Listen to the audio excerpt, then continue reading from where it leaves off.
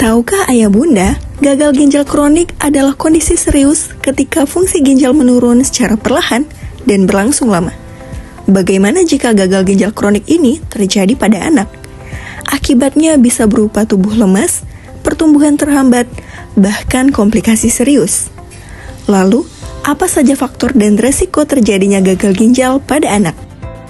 Yaitu dehidrasi yang berkepanjangan, penyakit ginjal tertentu seperti radang ginjal akut, glomerulonefritis, dan sejenisnya, efek samping obat-obatan tertentu, keracunan zat tertentu, penyakit bawaan dari orang tua kandung seperti hipertensi dan diabetes, serta penyumbatan di sepanjang saluran kemih. Bagaimana cara kita mengetahuinya? Perhatikan tanda seperti kelelahan, nafsu makan berkurang, atau pembengkakan di tubuh. Bagaimana peran orang tua dalam pencegahan GGK pada anak? Yaitu dengan meningkatkan pola makan sehat anak, membatasi konsumsi garam. Batas maksimal 2-3 gram garam per hari untuk anak atau setara 3/4 sendok teh. Pilih makanan segar, bukan olahan. Mengapa penting? Garam atau natrium memiliki dampak langsung terhadap keseimbangan cairan dalam tubuh dan tekanan darah. Mengkonsumsi terlalu banyak garam dapat meningkatkan tekanan darah yang merupakan salah satu faktor resiko utama untuk gagal ginjal kronis. Memperbanyak konsumsi buah dan sayur. Buah dan sayur kaya potasium membantu menjaga keseimbangan elektrolit tubuh.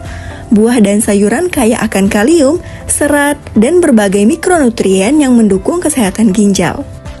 Meningkatkan konsumsi air putih.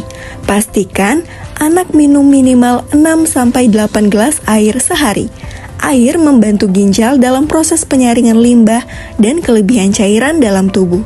Dehidrasi kronis dapat memperburuk fungsi ginjal, meningkatkan risiko pembentukan batu ginjal, serta mengganggu mekanisme filtrasi ginjal.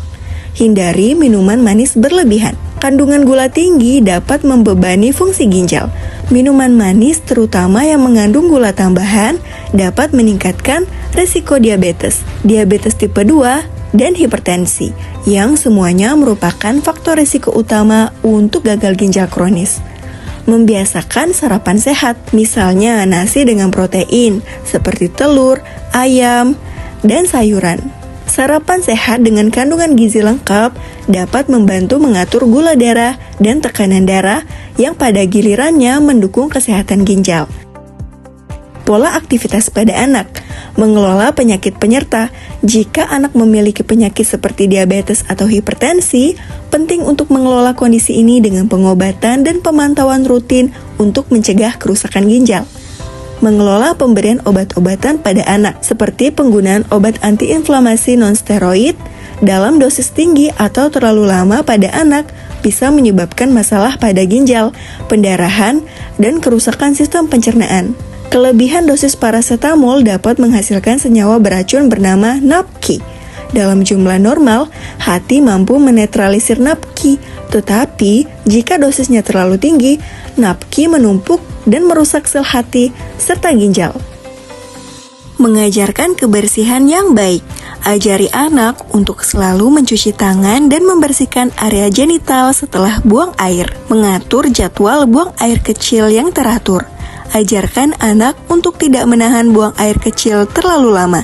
Pastikan mereka buang air kecil secara teratur, terutama setelah makan, sebelum tidur, dan setelah bermain.